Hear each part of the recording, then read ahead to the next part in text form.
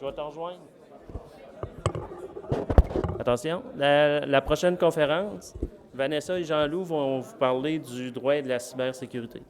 Bonne conférence. Merci beaucoup. Donc, le sujet de notre conférence aujourd'hui, c'est le droit à la cybersécurité, mais c'est très vague. On focus sur les dispositifs connectés, les objets connectés ou en bon français IoT. On a fait des grands efforts pour garder le bon français tout au long de la présentation. Ça n'a pas été super facile, mais bon, ça se peut qu'il y ait quelques anglicismes. Si vous avez des questions, n'hésitez pas. Vous pouvez nous interrompre aussi avec des questions, ça ne dérange pas du tout. Et bon, d'abord, je vous présente un petit peu qui nous sommes, comme vous allez comprendre également comment on a pris l'approche pour la présentation aujourd'hui. Alors, je suis avocate de profession, lancez-moi rien. Mon collègue, il est ingénieur de profession. Nous sommes une firme multidisciplinaire, donc on est des avocats qui travaillent avec des professionnels en cybersécurité et on travaille beaucoup au niveau du produit. Donc, ça prend justement des ingénieurs, des gens qui connaissent bien les produits et ça nous permet de donner des conseils juridiques qui sont autres que ça dépend, on verra, etc. Alors, c'est un petit peu le concept de notre firme et c'est ce qu'on vous présente d'une certaine façon aujourd'hui dans cette analyse des objets connectés et du cadre juridique qui va alentour de cet objet connecté-là. Mais on va commencer par le début. Si tu peux nous expliquer un peu qu'est-ce qui est un objet connecté, qu'on soit tous sur la même page en français. Excellent. Merci Vanessa. Alors bonjour à tous, puis merci d'être ici aujourd'hui. Donc moi c'est Jean-Loup Leroux et donc je suis cofondateur de Henry & Wolff et donc ingénieur de formation. Quand on parle des objets connectés, alors c'est sûr qu'on va rappeler quelques définitions juste pour être tous à la même page. On va parler d'objets intelligents, on va parler d'objets connectés. Ce qu'il faut comprendre, c'est que la plupart du temps, on va retrouver certaines caractéristiques qui sont tout le temps là. Donc, on a de la capacité de calcul, on a un objet physique déjà, donc ça paraît être une évidence, mais c'est un objet physique. On a de la capacité de calcul intégrée. On va avoir des composantes, soit on va avoir des ports physiques, ou on va avoir des capacités de transmission sans fil. Et puis, on va récupérer également la capacité de pousser de l'information, la plupart du temps, à l'extérieur, sur des serveurs, sur du cloud, d'une info nuagique, pardon. Et donc, on va avoir des composantes réseau de présentes. Voilà. Donc, ce qu'il faut bien comprendre, c'est qu'on parle des objets connectés et la plupart du temps, on a une infrastructure en arrière. Donc, on a l'objet en tant que tel et puis ensuite, on a des flux d'informations qui peuvent être bidirectionnels et on va se ramasser avec une infrastructure de gestion, de supervision, de collecte d'informations, ce qui va nous intéresser tout particulièrement aujourd'hui, évidemment. Alors, je vous parle un petit peu du cadre juridique général. Donc, on commence au Québec. Québec on est en droit civil, donc on a beaucoup de règlements écrits, beaucoup de codes, d'articles, etc. Et c'est très français comme approche. Vous allez retrouver la même chose, évidemment, en France, mais également dans d'autres pays de droit civil. Ce qu'il faut savoir, c'est qu'il n'y a rien qui n'est pas réglementé à la base. Donc, des fois, les gens vont dire « Ah, mais il n'y a pas de loi sur l'intelligence artificielle » ou « Il n'y a pas de loi sur ça ». Mais il y a déjà toujours un code civil général qui va toujours prévoir la responsabilité. Donc, à la base, il y a toujours la responsabilité de vos faits par rapport aux autres, qui peut être contractuel ou extra-contractuel. Donc, ce principe-là existe toujours. Donc, quand j'entends les gens qui disent « Ah, il manque de règles, il manque de… » Il y en a beaucoup, vous ne les voyez pas parce qu'ils sont dans la jurisprudence.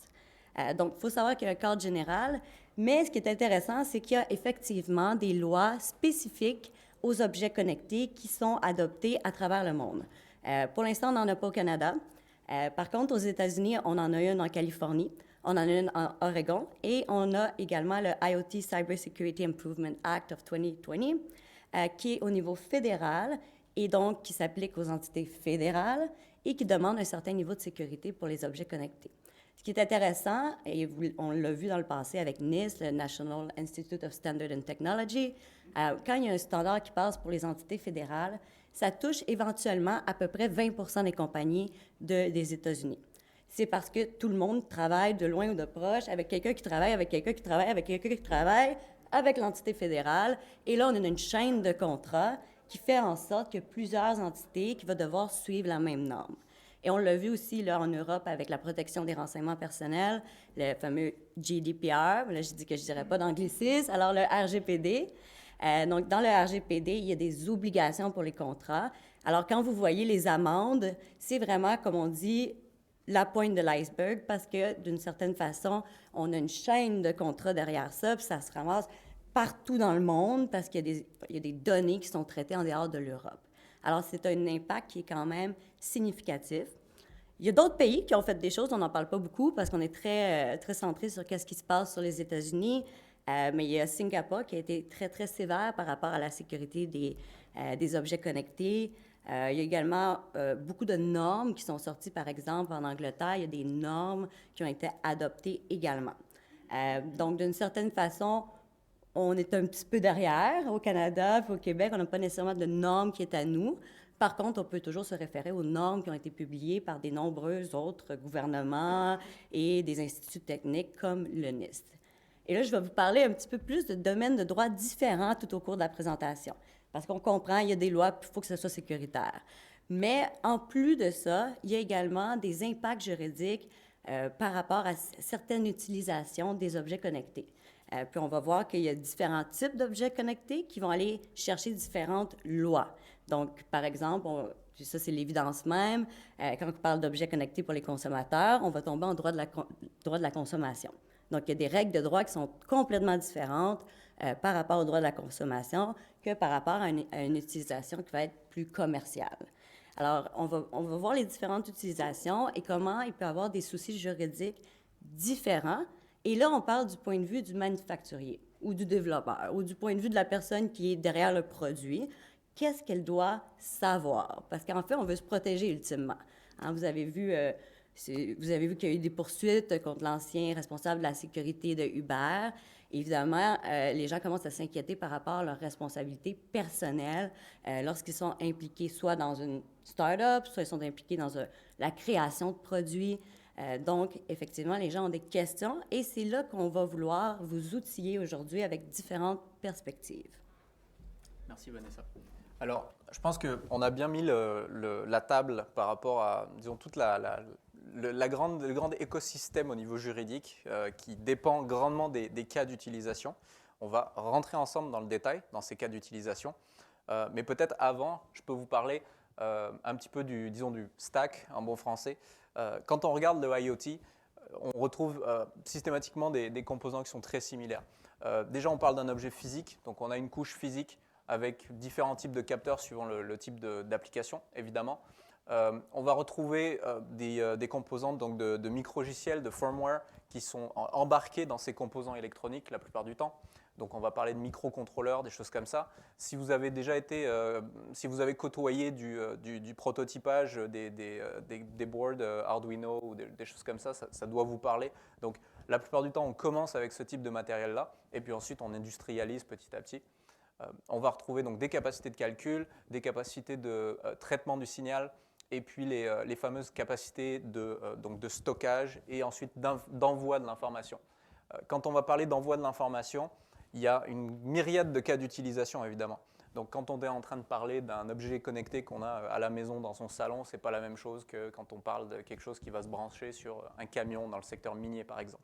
Donc, à chaque fois, on va avoir des technologies de communication qui vont être différentes en dépendant de la quantité d'informations qu'il faut qu'on fasse circuler, indépendant de la distance à laquelle on va se trouver des récepteurs, etc. Et donc évidemment, plus on s'éloigne, plus on remonte dans les couches. À ce moment-là, on va retrouver des composants logiciels qui peuvent être standardisés, qui peuvent être, disons, communément accessibles, des librairies, des choses comme ça. Et puis tranquillement, on arrive évidemment au niveau applicatif, qui est le niveau qui intéresse vraiment l'utilisateur. Dans le fond, l'utilisateur, lui, il n'a nécessairement aucune connaissance de ce qui se passe dans les millefeuilles technologiques qu'il y a en dessous, évidemment. Donc ça, c'est juste pour planter un peu le décor d'un point de vue techno, pour vous donner un petit peu une idée, mais je pense que c'est assez, disons, standard. On retrouve ces composants à chaque fois. Alors, on a des types d'objets connectés. Là, on en a parlé de quelques types. On les a classifiés en 5 différents types pour les fins de la présentation. Évidemment, selon les vendeurs, selon les standards, il peut y avoir d'autres types. Mais on retrouve d'abord les objets connectés qui sont destinés aux consommateurs. Ensuite, on a les objets connectés à utilisation commerciale. C'est-à-dire, par exemple, qu'ils vont être utilisés par des professionnels, ils vont être utilisés, un bon exemple pourrait être entre un docteur et son patient. Ensuite, on a les objets connectés qui sont en vocation militaire et on va voir des exemples assez intéressants de ce qui se passe de ce côté-là. On a ceux qui sont pour l'application industrielle et là, on parle par exemple des chaînes de production et finalement dans le cadre d'infrastructures comme les villes intelligentes. Donc, on a classifié les objets connectés parmi ces 5 catégories-là. Ce qu'il faut savoir, c'est qu'aujourd'hui, les objets connectés qu'on a sur le marché, la grande majorité se trouve entre 3 catégories.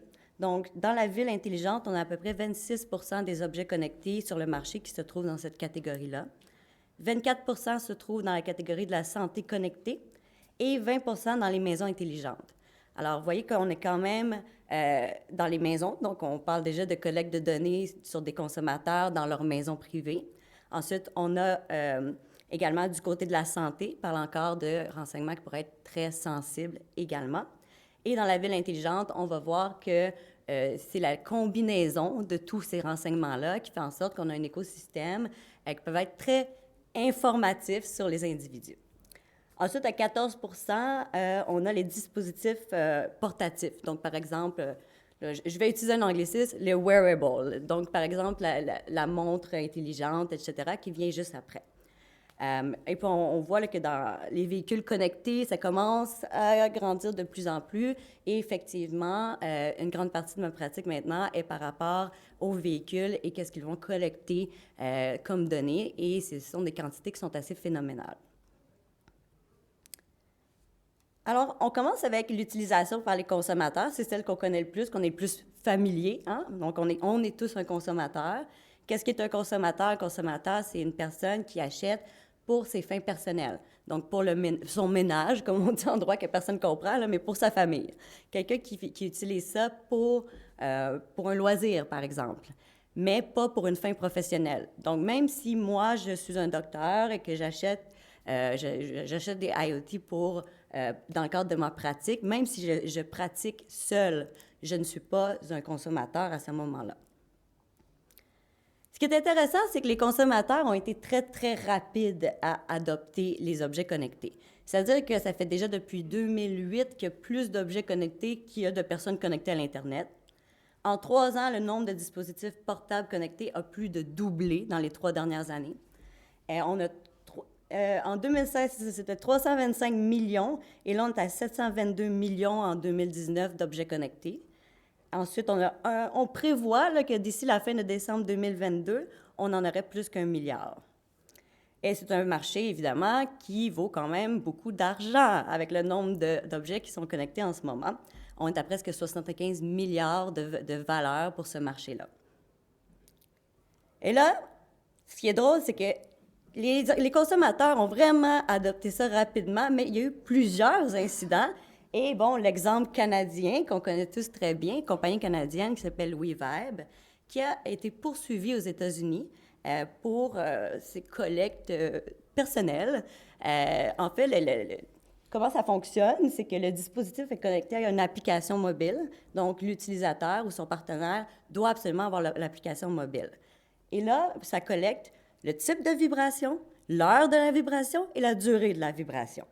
Et ces données-là, non seulement vont de l'appareil à l'application mobile, mais en plus, la compagnie renvoyait tout ça dans leur serveur au Canada. Donc, faisait un transfert international des données dans des serveurs pour faire supposément des données anonymisées avec ça sur l'utilisation et pour améliorer les produits et les services.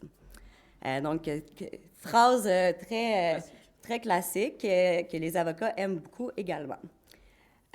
Donc, évidemment, il y a une poursuite qui a été déposée en 2016 contre le manufacturier, qui est Standard Innovation. C'est une poursuite qui a été déposée aux États-Unis. Donc, ça a été réglé hors cours, comme la majorité des cas en cybersécurité. C'est pourquoi on a très peu de jurisprudence. Ça a été réglé pour 4 millions de dollars. Donc, chacun des utilisateurs a reçu 199 $ US. Vous parlez du droit de la consommation. Parce que qu'est-ce qu'on a vu aux États-Unis avec WeVibe aurait pu se passer au Canada, aurait pu se passer au Québec, ou aurait dû, on verra. Mais au Québec, on a un système juridique qui est très différent que celui des États-Unis par rapport au droit de la consommation. Donc ici, il n'y a pas de limite de responsabilité qui est possible. On ne peut pas, dans un contrat, limiter sa responsabilité par rapport au consommateur. Fait que, tu sais, dans les contrats des États-Unis, vous pouvez les reconnaître, il y a tout le temps des lettres majuscules, en gros, on dirait qu'ils crient tout le temps. C'est pas permis au Canada, en fait. Le contrat ne serait pas valide. Donc, pas possible de limiter sa responsabilité, tant pour le manufacturier que pour le vendeur. Alors, si j'ai acheté, par exemple, mon objet connecté chez Walmart, techniquement, je peux poursuivre tant Walmart que le manufacturier. Et ils ne peuvent limiter leur responsabilité par rapport à moi. Ils peuvent se limiter la responsabilité entre eux. Donc, il faut faire attention. Si on est un manufacturier, essayez de limiter votre responsabilité avec le vendeur. C'est votre seule chance. Et ensuite, vous allez pouvoir vous retourner s'il y a une erreur de part et d'autre. Si vous êtes le vendeur, vous allez vouloir avoir, de préférence, vous ne voulez pas une limitation de responsabilité parce que vous allez assumer la part entre les deux. Également, ce qu'il faut savoir, c'est qu'on ne peut pas choisir sa juridiction. Fait qu'on ne peut pas dire « Ah oui, mais c'est correct, vous devez aller en Californie, donc le droit québécois ne s'applique pas. » Au Canada, par défaut, c'est le consommateur qui choisit sa juridiction, donc le droit du Québec va s'appliquer du moment que vous achetez un appareil, même si l'appareil a été fait dans un autre pays. Et finalement, qu'est-ce qu'il faut comprendre, c'est que tout ça vient avec des garanties. Donc, les consommateurs ont le droit à des garanties dans la loi et on ne peut pas exclure les garanties. Bon, on va les voir plus tard, les garanties, à quel point ça peut aller informer le cycle de développement des objets connectés. Alors, très, très important de comprendre que c'est un secteur à très haut risque pourtant pour les objets connectés et c'est bien évidemment peut-être le manque de transparence qui fait en sorte que les consommateurs n'ont pas nécessairement pris action et également le fait qu'ils n'avaient pas nécessairement de cadre juridique qui était très défini, mais aujourd'hui avec la loi 25, qui est la loi ou la loi 64, peu importe, qui est la loi sur la protection des renseignements personnels, il y a un cadre qui est très bien défini avec des amendes qui sont prévues également. Alors, je vous amène un petit peu à l'utilisation commerciale. Et donc, par commercial, je donnais un exemple tantôt. On voulait dire, par exemple, dans le cadre d'un commerce, pas d'une industrie, là, je ne parle pas des grands fabricants qui vont avoir des chaînes de production, mais je parle, par exemple, de votre entreprise ou votre employeur ou encore dans un cadre professionnel, c'est-à-dire, par exemple, entre un avocat et son client. Donc, on est dans une utilisation commerciale. Merci. Alors, il y a quelques concepts vraiment de base. Ici, on a un petit diagramme qui finalement récapitule ce qui se produit dans un système IoT, dans un système intelligent, un système connecté. Alors, la plupart du temps, pour le rappeler, effectivement, on a des capteurs qui sont sur la gauche. Ensuite, on va avoir des bus, des protocoles plus ou moins propriétaires. Finalement, on se retrouve dans l'unité de stockage ou dans l'unité de traitement sur l'équipement, sur l'objet, avec un traitement qui est fait de l'information en local. Et puis ensuite, de façon optionnelle, avec over the air, donc un anglicisme qui veut dire que juste ça se transmet sans fil, on va avoir de l'information qui va être poussée vers les serveurs, les back-end. Bon, ça c'est le fonctionnement très typique. Ce qu'il faut comprendre, c'est qu'on a plusieurs vecteurs d'attaque immédiatement comme ça qu'on peut imaginer ensemble sur ce système-là, IoT. Donc évidemment, le système en tant que tel, physiquement, il peut être vulnérable. Si on a des composants qui ont été intégrés, des chips qui ont été intégrés avec des micrologiciels qui sont obsolètes ou qui sont plus maintenus par les fabricants, ce qui est un grand classique, évidemment, ça donne la possibilité à des attaques sur l'équipement, sur l'objet.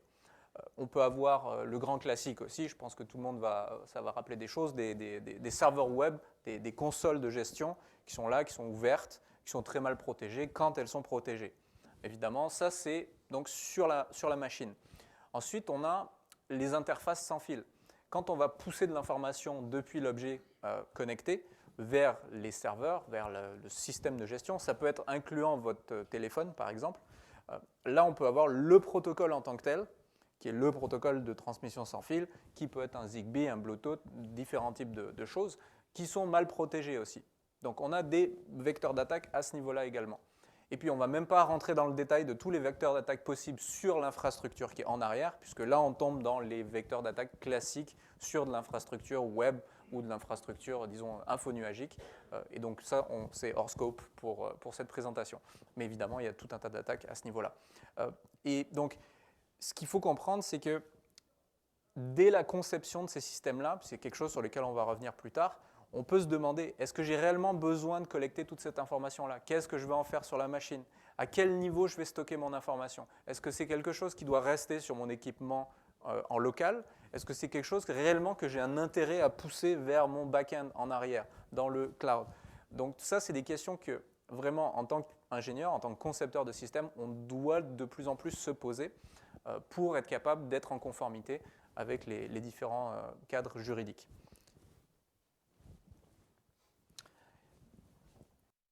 Alors, on parle de données, c'est un incontournable. Je vais parler un petit peu de la loi 25, mais j'en parlerai pas trop longtemps. Allez sur YouTube, écrivez mon nom. Il doit y avoir au moins 50 conférences que j'ai données sur la loi 25. Mais c'est important de le comprendre dans le contexte des objets connectés. Parce que ce que Jean-Loup vous explique ici, c'est que j'ai plusieurs types de données qui vont circuler et qui vont aller en différentes composantes. Donc, les composantes pourraient être dans différents pays. Hein? On l'a vu avec l'exemple de WeVibe. Les données étaient renvoyées au Canada. Donc, ça ne veut pas dire non plus que ces composantes-là sont proches l'une de l'autre. Et au niveau des données, ça peut causer beaucoup de complications. La première des choses, il faut savoir, si vous ne le savez pas, la loi a été amendée, ce que j'appelle la loi 25, qui est la loi sur la protection des renseignements personnels. Cette loi-là, elle contient maintenant des recours qui n'étaient pas existants avant. C'est-à-dire d'abord qu'on va présumer qu'il y a des dommages si jamais il y a un vol de renseignements personnels ou une perte ou, par exemple, une non-disponibilité pendant qu'on est à l'hôpital en plein milieu d'une opération. Donc, il y a des dommages qui sont maintenant présumés. Il y a beaucoup de pouvoir de la part de la Commission de l'accès à l'information qui n'était pas là avant. Là, vous avez sûrement entendu parler des amendes qui sont jusqu'à 25 millions, mais outre les amendes, il y a également des pouvoirs d'audit, des pouvoirs d'accès à l'information qui sont similaires à ceux du bureau d'enquête pour la compétition. Puis ça, ce que ça veut dire, c'est qu'on est peut-être sur le bord de voir des poursuites dans lesquelles on va demander à voir le code, on va demander à voir l'architecture, que ce soit un secret commercial ou non. On va essayer d'avoir une divulgation en cours et ça fait en sorte qu'on va voir comment c'est fait, qui l'a fait et pourquoi ils l'ont fait. Et là, on va commencer à se poser des questions au niveau de l'ingénierie et évidemment, mais au niveau de la responsabilité des individus. À la base, c'est votre employeur qui est responsable de vous. Par contre, il y a certaines personnes, dont des directeurs, des exécutifs, etc., des administrateurs, qui pourront engager leur responsabilité personnelle. Et non seulement c'est prévu, ça a tout le temps été le cas dans la loi, parce on est responsable de nos actifs commerciaux, mais maintenant, la loi 25 le prévoit expressément. C'est-à-dire qu'il y a l'article 93 qui dit que l'administrateur, le dirigeant, va être responsable d'une collecte de données qui n'est non légale ou des dommages au même titre que l'entreprise. Et là, qu'est-ce que je vous ai dit sur le droit de la consommation? Il n'y a pas de limite de responsabilité. Puis il peut y avoir plein d'actions collectives, tant sur une loi que sur l'autre loi. Alors, si on met ça ensemble, c'est Noël pour les avocats, comme on dit, là. Ça fait beaucoup d'opportunités de poursuite. Et ça fait également beaucoup d'opportunités de dommages, parce que j'ai des dommages présumés, j'ai plusieurs lois qui s'appliquent, je ne peux pas limiter ma responsabilité, j'ai des garanties par défaut. Et également, il faut savoir, au Québec, on a la Charte des droits et libertés. On a un droit à la vie privée au Québec qui s'applique chez son employeur également. On est les seuls au Canada. Et s'il y a une brèche de cette loi-là, qui est une brèche comment on peut dire, qui est malicieuse, disons, qui est un peu intentionnée. Il y a des critères juridiques pour ça. Il va avoir en plus des dommages punitifs, donc en plus de tous les autres dommages qui sont prévus dans la loi. Donc, c'est vraiment une tempête qui se prépare au Canada, particulièrement au Québec, alentour des données personnelles, alentour du droit à la consommation. Et cette tempête-là se dirige vers les produits et dont les objets connectés. Alors, je pense qu'on aurait un résultat totalement différent aujourd'hui avec la poursuite qu'on a eue avec WeVibe. On n'aurait peut-être pas eu un règlement hors cours à 4 millions, mais peut-être plus une poursuite qui serait beaucoup plus élevée et avec des actions des législateurs également, donc des amendes indépendantes de la volonté des individus de poursuivre. Donc, paysage très intéressant qu'on voit beaucoup au niveau de l'utilisation commerciale et beaucoup au niveau de l'utilisation pour des fins de consommation. Maintenant qu'on a parlé beaucoup des individus, on met ça de côté. Allons-y pour le reste. Donc, tout ce qui est militaire, industriel, etc. On a souvent tendance à dire, c'est correct. Il y a juste des contrats là-dedans, il n'y a aucune loi, il n'y a aucune considération. Ce n'est pas exactement le cas. Et je vais laisser d'abord mon collègue vous présenter un petit peu militaire, parce qu'on sait que ça existe, mais ça ressemble à quoi en pratique? C'est classifié, j'imagine. C'est ça? Alors, c'est classifié, mais il y a quand même des thèmes qui sont vraiment, disons, des mouvements de fond dans toute l'industrie. Énormément de technologies qui rentrent dans toutes les applications militaires. Ça, je pense que c'est une évidence. On a évidemment beaucoup de technologies de type drone, tous les systèmes de renseignement. Toutes ces choses-là, c'est vraiment, c'est rempli de technologies. OK. Ce qui arrive, c'est que de plus en plus, et il y a des projets qui ont déjà plusieurs dizaines d'années qui ont été essayés pour faire rentrer de la technologie au niveau du champ de bataille, mais au niveau de l'humain, au niveau des soldats par exemple, au niveau des véhicules. Et ces projets-là, maintenant, avec le développement technologique, les possibilités qu'on a au niveau technologique, sont une réalité. Alors, quelque chose qui est très actuel, puis il y a Steve Waterhouse qui parlait juste avant du GPS par exemple, et des possibles brouillages sur du GPS. Si on combine ça avec l'actualité, en ce moment, on a des compagnies qui sont basées en Amérique du Nord, aux États-Unis ou au Canada, qui sont amenées à fabriquer des équipements. Les 10 équipements s'en vont ensuite, prennent l'avion et s'en vont sur le théâtre d'opération ukrainien. Donc, effectivement, quand on réfléchit un petit peu, on se dit « Ah, ok, c'est intéressant. Il y a des objets physiques dans lesquels il y a de la technologie qu'on a fabriquée, et puis ces objets-là vont voyager, vont se retrouver dans une zone de conflit actif, disons. Ok, qu'est-ce que ça peut vouloir dire? Il y a quelque chose qui s'appelle le BattleNet, qui est alors c'est pas du StarCraft pour ceux qui connaissent, mais c'est un vrai système qui existe, qui en fait relie, on va dire, c'est l'Ethernet du champ de bataille. Donc ça relie des équipements, des objets, même des humains sur le champ de bataille. Ça met tout ce monde-là à discuter sur des réseaux IP. Et donc ça permet de faire une collaboration entre tous ces différents éléments du champ de bataille. Pour prendre des exemples, on peut avoir par exemple un système de suspension sur un véhicule qui va informer une tourelle de tir, par exemple, par rapport aux conditions du terrain. On va avoir des signaux vitaux d'un fantassin sur le terrain qui vont être rapatriés dans un véhicule, qui vont être poussés ensuite par radio. On va avoir toutes sortes de choses de cette nature. Donc, c'est quelque chose de très réel, c'est quelque chose qui est actuellement qui est commercialisé. Et on retrouve donc des éléments, on retrouve de l'humain, on retrouve des objets, et toutes ces choses-là sont intégrées. Et je pense que pour les gens qui sont familiers de la technologie et des systèmes web, des systèmes IT en général, vous seriez vraiment surpris de voir à quel point c'est de la technologie communément disponible dans le secteur civil qui est utilisée dans le secteur militaire, avec différents niveaux d'endurcissement au niveau physique, et au niveau applicatif, logiciel, mais pas tant.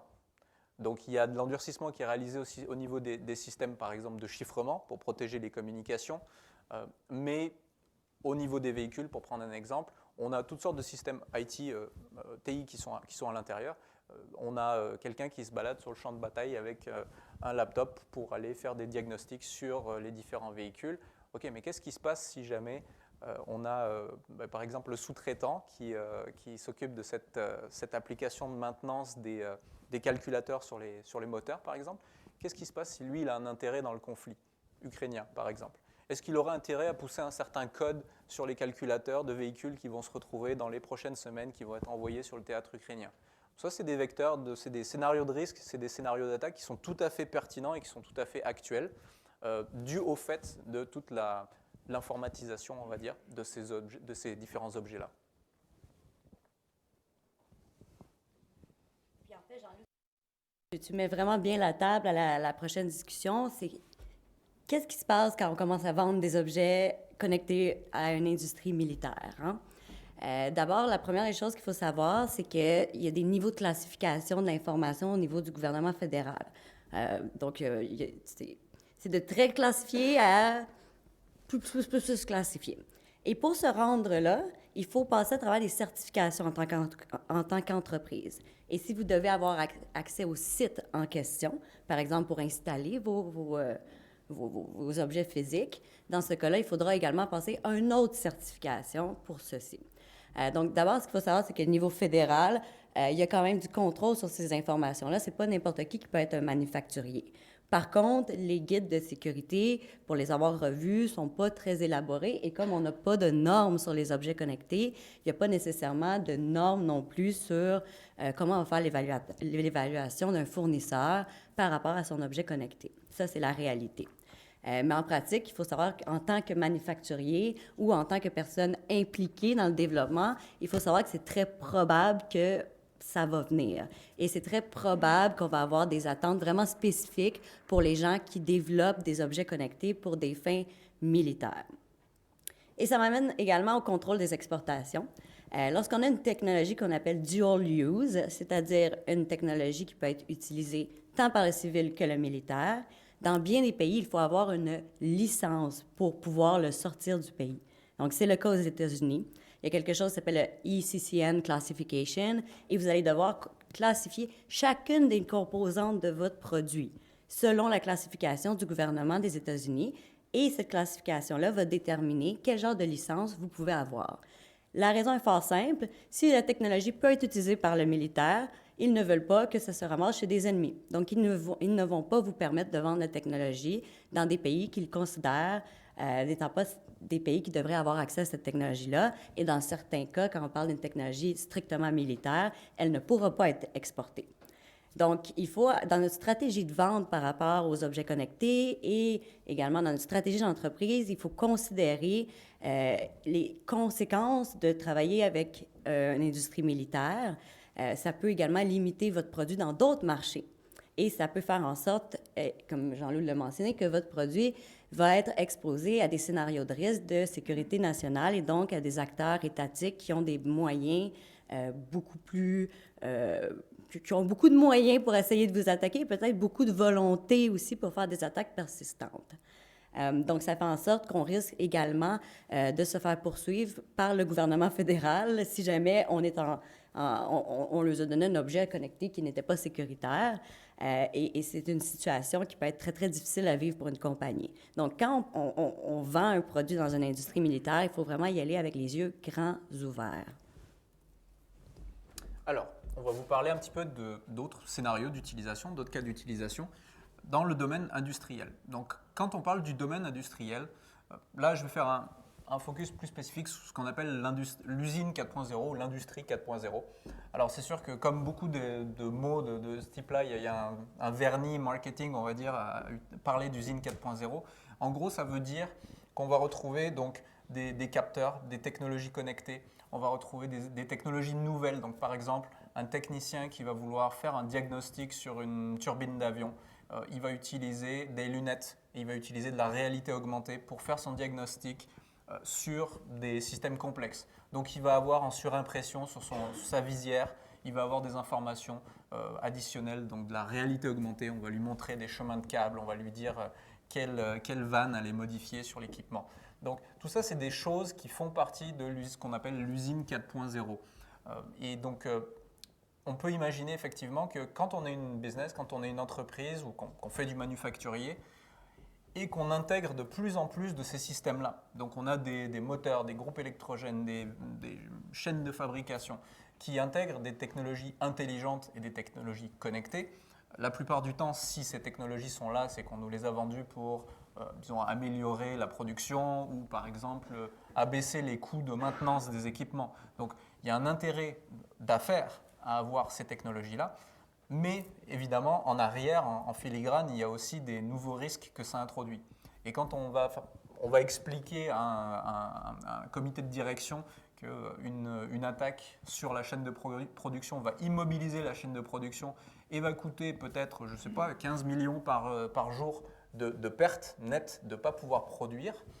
Effectivement, bon, là d'un coup on a plus l'oreille du comité de direction, ça c'est une première chose, mais ça fait vraiment prendre conscience de toutes les vecteurs additionnels, disons, que ça vient introduire. Donc c'est magnifique d'un point de vue productivité. Par exemple, on a une initiative au Québec pour aller encourager la numérisation, la digitalisation des usines. Donc, c'est formidable. Mais évidemment, ça vient avec des contreparties et des choses qui sont un petit peu un petit peu pernicieuses, qui ne sont pas forcément visibles, disons, ça ne saute pas forcément aux yeux, mais qui viennent introduire des points de faiblesse nouveaux dans les chaînes de production. Effectivement, d'abord, il y a la continuité d'affaires. Hein. Je pense qu'on a vécu ça il n'y a pas très longtemps par rapport à notre système d'infrastructure lorsque Rogers n'était pas disponible au Québec. Ça donne un petit peu une idée de qu'est-ce qui arrive quand on n'a pas de redondance, on n'a pas de deuxième choix. Là, on a plusieurs outils qui sont là, qu'on utilise pour automatiser certaines choses. Et là, on doit se poser des questions au niveau de notre plan de continuité d'affaires. Hein. Qu'est-ce qui arrive si j'ai plus personne de qualifié pour le faire? Qu'est-ce qui arrive si j'ai plus cette télémétrie-là pour décider si mon appareil, il est défectueux ou pas? Donc, je vous donne un exemple. Souvent, on va utiliser les objets connectés dans des sites de construction qui sont très loin ou très difficiles d'accès pour les surveiller, pour comprendre si la machinerie lourde, elle performe bien ou pas. Parce que ça coûte très, très cher à réparer et c'est très, très loin à ramener pour le réparer. Alors, on va aller chercher les données pour savoir si elles performent bien et pour savoir si on doit faire la maintenance de cet équipement-là. Alors, si j'ai les mauvaises données tout le long, puis que je ne sais pas, puis que tout casse, qu'est-ce qui arrive? Donc, il faut tout le temps qu'on se pose des questions. Est-ce que j'ai un évaluateur qui est capable d'aller sur les lieux pour le faire à la place de l'objet connecté? Alors, il y a un grand risque dans les industries, lorsqu'on a beaucoup d'objets connectés, qu'il y a une perte de connaissance par rapport à comment on faisait ça avant et qu'il y ait une non-disponibilité de ces objets connectés-là, voire même du réseau en entier. Et là, on n'a plus de vision sur rien et on ne sait pas qu'est-ce qui se passe avec nos équipes de travail, par exemple. Alors, il faut faire très attention à ça parce qu'évidemment, ça mène à plein de ruptures de contrats parce que ce sont souvent, souvent, il y a des obligations de livrer les produits qui sont faits dans les chaînes de production, des obligations aussi de terminer un chantier de construction. Peut-être pas à Montréal, là, mais à Montréal, on dirait que ça ne termine jamais, mais en général, il y a des obligations et ça peut causer des délais qui sont très, très importants, en plus de causer des coûts qui sont importants à l'entreprise. Là, je me projette un peu dans le futur, mais je prédis que ça pourrait être intéressant de voir même la loi sur la santé et la sécurité au travail, parce que si, par exemple, ma machinerie lourde, elle casse, elle tombe sur un employé. Ou si elle roule tout seul parce qu'il y a quelqu'un qui a réussi à se connecter avec la machinerie et a réussi à faire bouger la machinerie et que j'ai un employé qui est blessé au travail, on va tomber dans un cadre de santé et sécurité au travail. Comme vous savez, dans le domaine de la construction, c'est un cadre qui est très, très, très important et la responsabilité de l'employeur, elle est très, très haute. Il y a quand même encore 42 personnes qui sont mortes dans l'industrie de la construction l'année dernière. Alors, vous voyez que c'est pas un problème qui est réglé. Et là, on rajoute d'autres outils qu'on ne contrôle peut-être pas entièrement. Alors, on risque peut-être de causer des dommages aux individus pour lesquels, encore une fois, on ne pourra jamais limiter sa responsabilité. Une très bonne illustration, je pensais à ça, de machine qui n'est pas supposée puis qui déraille complètement, c'est les pilotes automatiques. Les pilotes automatiques sur les véhicules électrifiés la plupart du temps, en fait, peuvent être basés sur des technologies de captation vidéo. C'est ce qui se passe avec les Tesla, par exemple. Et donc, on entraîne ces machines-là pour avoir certains comportements qui, normalement, doivent être sécuritaires. Et puis, on peut se rendre compte que, par exemple, si le véhicule électrique se trouve en arrière d'un camion et qu'il y a une publicité en arrière comme un vinyle qui est appliqué sur le camion, on peut arriver à tromper le pilote automatique. Donc on va avoir une réaction qui est, au lieu par exemple de freiner, il y a un camion en avant, non, l'auto va continuer parce qu'elle pense que devant c'est juste un beau ciel bleu par exemple et c'est l'horizon. Et donc évidemment on imagine les conséquences que ça peut avoir sur des chantiers ou tout type d'environnement où il y a des humains autour. Et donc là, on va contre, disons, les lois d'Asimov vis-à-vis de, disons, ne pas mettre en danger l'espèce humaine. Alors, on va vous parler d'un autre scénario qui est relié aux infrastructures. C'est, disons, une petite variante, mais c'est pour vous expliquer que, regardez, si on prend les bâtiments, les édifices, on va se retrouver avec, là encore, tout un millefeuille de technologies. Donc, ce qu'on décrivait tantôt avec ce qui se passe au niveau de l'équipement, du device connecté, en fait, on peut le retrouver. Ensuite, c'est juste une question d'échelle. On peut prendre, disons, de la hauteur par rapport à ça et regarder ce qui se passerait au niveau d'un édifice au complet. Et on se rend compte que c'est à peu près la même chose qui est en train de se passer. On a des communications, on a des capteurs, on a différents types d'équipements qui sont connectés ou qui d'une certaine manière, travaillent ensemble. On a une myriade de fournisseurs d'équipements. Donc on va avoir des prestataires, on va avoir les équipementiers qui vont intégrer de la technologie, parce qu'à chaque fois qu'on crée un produit, les ingénieurs, évidemment, à chaque fois essayent d'éviter de réinventer la roue. Donc qu'est-ce qu'on va faire? On va aller se rapprocher d'un fabricant de semi-conducteurs qui a déjà son chip qui existe, qui fait la fonction qu'on veut. Donc en faisant ça, qu'est-ce qu'on fait? On intègre des fonctionnalités, c'est fantastique. On réduit les cycles de développement, c'est génial.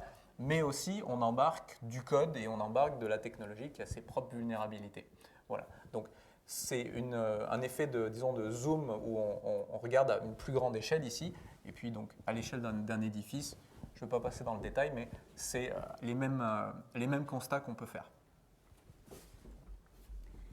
Donc, maintenant, positionnez-vous dans un écosystème encore plus grand qui va être celui de la ville intelligente, dans lequel je vais avoir mes véhicules connectés, mes édifices connectés, et ensuite, je vais rajouter alentour de ça, par exemple, peut-être la gestion du trafic, ça serait bien, la gestion des stationnements, la sécurité publique, etc., dans ce qu'on appelle aujourd'hui la ville intelligente.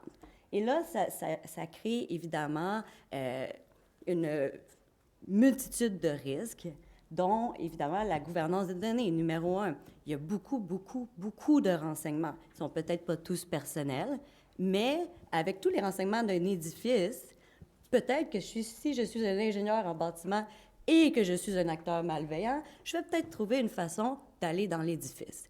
Et d'ailleurs, en Australie, je pense en 2013, il y a une compagnie d'ingénieurs qui ont construit ce qu'on appelle le HQ, là, de l'intelligence, et malheureusement, ils se sont fait hacker et ils ont perdu les plans de l'édifice. Alors aujourd'hui, cet édifice-là est toujours libre. Il n'y a personne qui a déménagé dans cet édifice-là parce que dans les plans, il y avait les systèmes de communication dans l'édifice. Alors, aujourd'hui, les édifices intelligents, c'est un autre niveau par-dessus ça, et ça se fait. Sachez que, par exemple, la tour de la Banque nationale, qui est en train de se faire construire à Montréal, c'est un édifice intelligent au complet. Donc, c'est la réalité, on n'est même pas dans le futur. En termes de données, il va y avoir des renseignements personnels, on l'a su, mais il va y avoir également beaucoup de données de télémétrie sur qu'est-ce qui se passe dans la ville. Et ça, bien, ça peut donner l'occasion d'avoir des données ouvertes qui peuvent être très intéressantes. Mais d'un autre côté, ça peut aussi lever beaucoup de soucis du point de vue de la propriété intellectuelle. Parce que le manufacturier va vouloir être le propriétaire des données, la ville va vouloir être la propriétaire des données, moi, j'aimerais ça garder mes données. Puis là, tout le monde, en fait, veut avoir son intérêt dans les données. Et là, il va falloir bien contrôler comment et quand on les partage. Il existe plein de mécanismes comme la fiducie de données qui pourront être considérés, mais c'est des problèmes qui sont quand même significatifs à l'échelle d'une ville. Il faut savoir également qu'on peut discriminer, évidemment, avec des renseignements personnels, mais aussi avec des renseignements agrégés sur une ville. On peut dire, cette ville-là n'aura pas de budget parce qu'ils ont trop d'autos. Cette ville-là, il va se passer ça. Puis cet édifice-là, il va se passer ça. Donc, les risques de discrimination systémique sont là, même quand on anonymise les données. C'est juste qu'il peut y avoir des discriminations sur certains partie de la ville. Donc, peut-être que, par exemple, à Montréal, Verdun ne recevrait pas d'auto aussi souvent parce qu'il paye moins d'impôts que d'autres personnes. Donc, ça pourrait être ce genre de discrimination-là qui peut survenir par rapport aux données qui vont être anonymisées.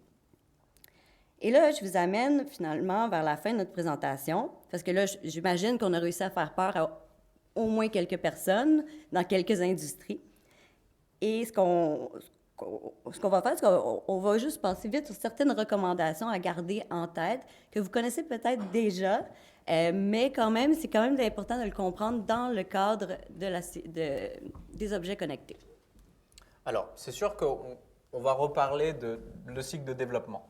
On va reparler de comment est-ce qu'on peut insérer plus de sécurité à l'intérieur de ce cycle de développement des produits. Pour faire rapidement, parce qu'on ne va pas vous faire un cours sur les SDLC ou la sécurité applicative, mais il y a un concept général qu'on voit dans l'industrie qui s'appelle le shift left, qui consiste à dire, OK, à la droite, là, c'est quand mon produit il est livré, c'est quand mon produit il est terminé, on va le mettre sur le marché. Et à gauche, c'est quoi? C'est l'opposé, c'est le début de la chaîne, c'est la conception. Donc c'est là, on regarde les spécifications fonctionnelles et non fonctionnelles, et on conçoit le produit. Qu'est-ce qu'on veut dire par shift left? Ça veut dire qu'on va essayer de faire rentrer la sécurité le plus possible dans le début de la chaîne. Pourquoi? C'est parce que ça va coûter déjà 10 fois moins cher à la compagnie qui conçoit un produit de faire rentrer la sécurité avant, plutôt que d'essayer de la patcher par après. Ça, c'est déjà, d'un point de vue financier et économique, c'est la base. Ensuite de ça, ça veut dire quoi? Ça veut dire qu'à chaque fois qu'on a des étapes dans mon cycle de développement, on a certaines activités bien spécifiques d'un point de vue de sécurité qui doivent avoir lieu. Donc, essayez de comprendre la menace. Une des toutes premières choses que n'importe quelle personne de sécurité compétente va vous dire, c'est « Ok, mais on cherche à se protéger de quoi exactement? Okay, c'est quoi mon ennemi ?» Parce que si on ne commence pas par là, ça va être compliqué pour la suite. Donc, essayez d'avoir des documentations ou des études de sécurité, des revues d'architecture. Il y a une vaste panoplie d'outils qui existent pour assister les développeurs. Il y a des plateformes qui sont de plus en plus faciles à utiliser, disons agréables à utiliser, j'ai presque envie de dire agréables, pour les développeurs, pour être capable de leur identifier les vulnérabilités au moment où ils font le développement, quand ils sont dans le code réellement, ou en tout cas dans les phases de développement les plus importantes. Donc, il y a différents types d'activités de ce type-là, on ne va pas rentrer dans le détail. Et puis quand on passe à la recette, quand on passe au déploiement, là normalement on devrait avoir comme une sanction finale qui dit oui, ok, on rencontre bien nos exigences de sécurité par rapport à ce produit-là. Le NIST nous aide une fois de plus avec certaines guidelines, un certain guidage par rapport à tous les principes de sécurité à observer pour le IoT. Alors, j'ai 3 conseils pour vous pour terminer cette conférence. La première, c'est lorsque vous faites la conceptualisation, il faut se protéger. Donc, il faut documenter. Hein? Donc, c'est-à-dire, pourquoi j'ai choisi de collecter cette information-là? Pourquoi je ne l'ai pas anonymisée au point de collection? Pourquoi je l'ai anonymisée plus tard? Pourquoi j'ai choisi cette technique et pas l'autre? Ce qui veut dire que vous devez vous poser la question, y a-t-il une autre technique? Donc, généralement, quand on va conceptualiser, c'est pas juste de dire, OK, j'ai fait le dessin, puis c'est moi qui ai la meilleure idée, puis on y va. L'idée, c'est vraiment d'aller voir les alternatives sur le marché, d'aller voir comment j'aurais pu faire une autre conception et s'assurer qu'on a choisi la meilleure. Alors, documentez-le. C'est comme ça qu'on se protège. Ensuite, je tombe un petit peu dans la fin du cycle de production, mais pour ce qui est des tests fonctionnels, je sais que tout le monde sait qu'il faut faire des tests, voir si ça fonctionne, mais faites-les et documentez-les. Vous avez des garanties en droit de la consommation. Il faut que ça performe pendant une durée raisonnable, comme vous l'avez dit dans votre publicité. Il faut que vous puissiez les consommateurs puissent l'utiliser de la façon prévue. Et il faut également que ça soit conforme aussi à tout ce que vous avez mis dans les manuels d'instruction, etc. Sinon, il y a des bris de garantie automatiques. Alors, quand on dit c'est supposé faire, qu'est-ce que c'est supposé faire, ça a l'air vraiment évident, mais il y a une série de poursuites constantes parce que les produits ne font pas exactement ce que la compagnie dit que le produit peut faire.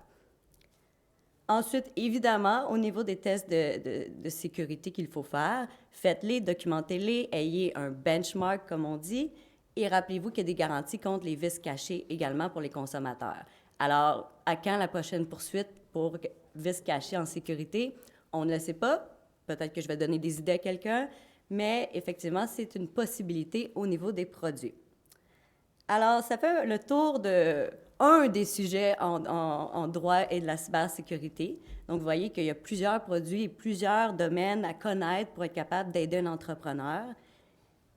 Et je vous laisse également sur nos prédictions des grands sujets de la cybersécurité pour 2023, parce qu'on arrive presque à la fin de l'année. Donc, on s'est permis de vous donner nos prédictions.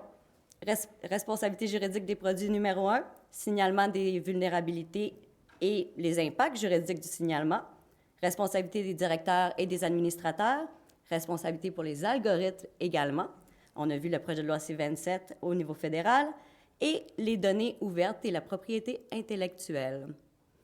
Alors avec un focus spécifique très intéressant sur les algorithmes, parce qu'on commence à voir certaines plateformes et certains outils, certaines firmes de consultation aussi, qui commencent à proposer des approches vis-à-vis des algorithmes. Comment est-ce qu'on fait pour prouver qu'on n'a pas des biais, par exemple, dans un algorithme? Comment est-ce qu'on fait pour étudier ça? Est-ce qu'on peut faire du test? Est-ce qu'on doit faire des samples? Donc, il y a tout un focus là-dessus. Parce que quand on parle objet connecté, on parle de l'objet, on parle du bien physique. Mais en fait, il y a la plupart des fonctionnalités maintenant qui sont dans le code.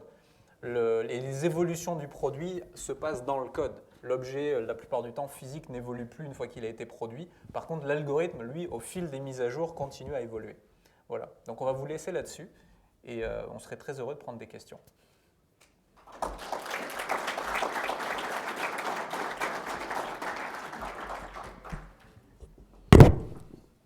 Pardon.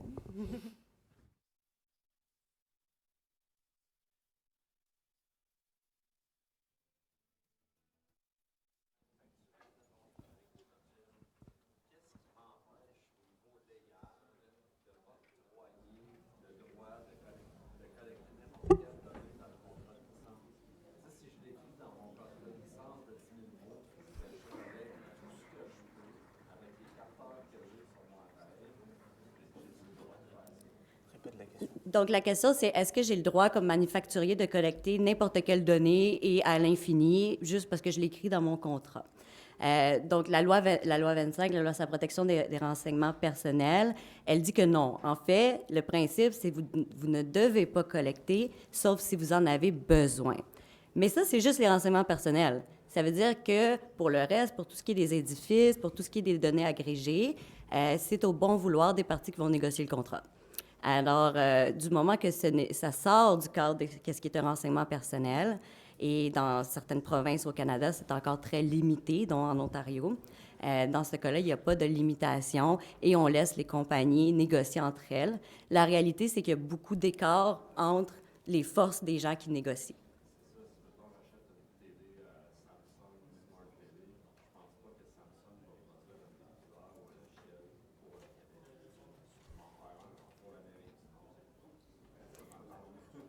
Oui, bien, vous avez un droit maintenant, dans la nouvelle offre, vous allez avoir un droit de poursuivre et de faire une plainte avec la Commission d'accès à l'information, qui, nous l'espérons, va avoir assez de personnel pour poursuivre toutes ces compagnies-là. Mais on va voir ce qui va se passer de ce côté-là. Mais sachez que c'est quand même une norme dans l'Union européenne. Donc, la majorité des manufacturiers ont quand même ajusté leurs pratiques. Mais par contre, si vous êtes aux États-Unis, bien, vous avez la version « je collecte tout », puis si vous êtes en Europe, bien, vous avez une autre version du même produit. Est-ce que je me trompe en disant que les importateurs de technologies vont avoir des responsabilités aussi maintenant vis-à-vis de... Ben, c'est sûr qu'il va y avoir des responsabilités au niveau de l'intelligence artificielle à venir également, mais au niveau des objets connectés, comme on dit, on n'a pas encore un cadre très fixe. Plaisir.